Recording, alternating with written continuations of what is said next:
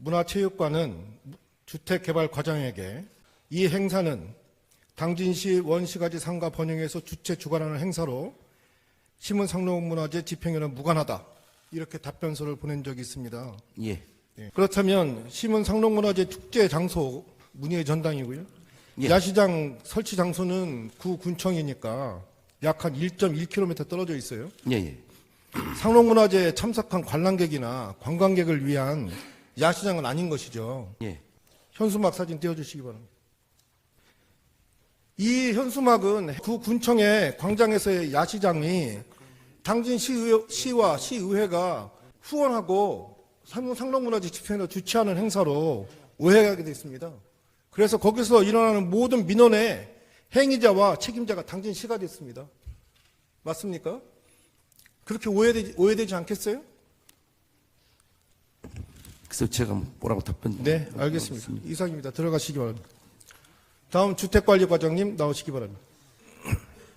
주택개발과에서는 금년 8월 28일 날 읍내동 515-1번지 대략 300평의 부지에 구 군청 광장을 당진시 원시가지 상가 번영회에 공유재산 유상 사용을 허가하였죠.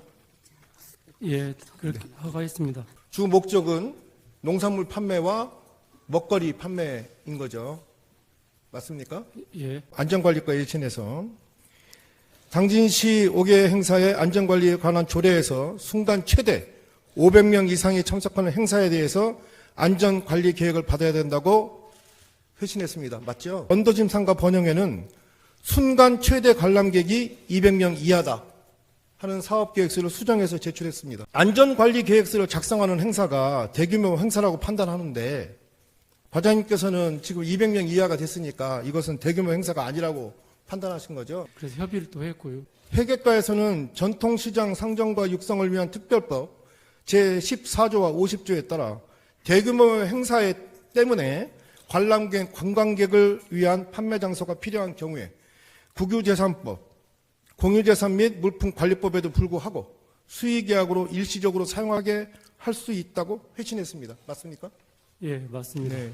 대규모 행사에 대해서 관람객이나 관광객의 편의를 도모하기 위해서 시장을 할 때만 할 수 있다 이렇게 되어 있습니다. 좀 앞서서 우리 문화체육과에서 얘기하지 않았습니까? 상록문화재하고 1.1km가 떨어져 있어서 전혀 상관없는 별개의 행사이다. 별개의 행사면 500명 이상이 돼야 돼요.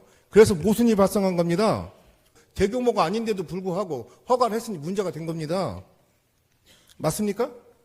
이건 제가 확인을 더 해보겠습니다. 인정하셔야 될 겁니다. 지금 보면 회계과, 문화체육과 사실상 반대하는 회신을 한 겁니다. 그런데 왜 주택개발과는 유상 사용 허가를 했습니까? 상가 번영회가 최종 제출한 사업계획서 근거해서 질문하겠습니다. 실제로 설치된 업장은 몇 개였습니까? 10개 업체 10개 부스 중에서 농산물 판매점은 몇 개였습니까? 는 저희가 확인을 안 했습니다.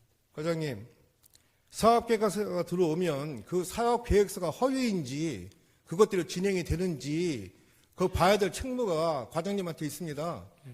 근데 그런 거 하나도 안 봤더니 말이 됩니까? 먹거리 판매점은 몇 개였습니까? 그러니까 저희가 좀 전에 얘기했던 대로 모르시죠? 예. 전체 야시장에서 당진 상인이 있었습니까? 상인은 없었던 걸 알고 있습니다. 제가 가서 확인했을 때도 이거는 거의 사업계획서가 거짓말이다. 공유재산 및 물품관리법 제25조 사용허가의 취소의 1항 4에 따르면 거짓 진술, 거짓 증명서류의 제출, 그 밖에 부정한 방법으로 사용허가를 받은 사실이 발견된 경우에 사용허가 취소를 할 수 있습니다.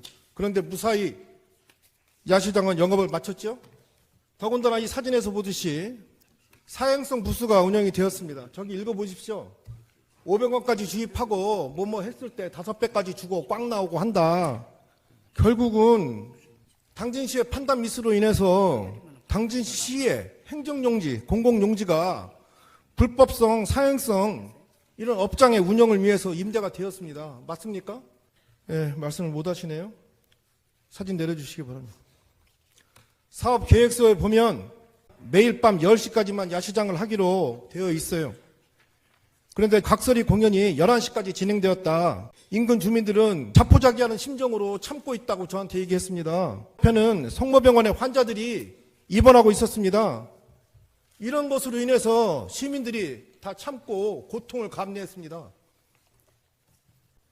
왜 그런 부분이 중도에 시정되지 않았나요?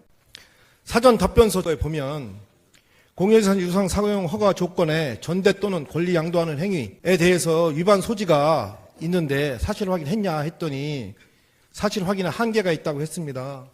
계약서는 저희 확인을 못했습니다. 계약서 보자고 했습니까? 저희가 그것까지 확인을 안 했습니다. 계약서 보자고 안 했죠? 예, 예. 근데 무슨 조치에 한계가 있었습니까? 그 사업계획서를 면밀히 읽어는 봤습니까? 주택개발과는 회계과, 문화체육과, 안전총괄과의 의견에도 불구하고 야시장의 사용허가 한시적 영업허가를 내주었고 또 사업계획서하고 다른 야시장이 운영됐는데도 불구하고 사용허가 취소를 하지 않았습니다. 그래서 전통시장 및 상점과 육성을 위한 특별법을 위반하고 그로 인해서 결과적으로 공유재산 및 물품관리법을 위반했다고 저는 판단합니다.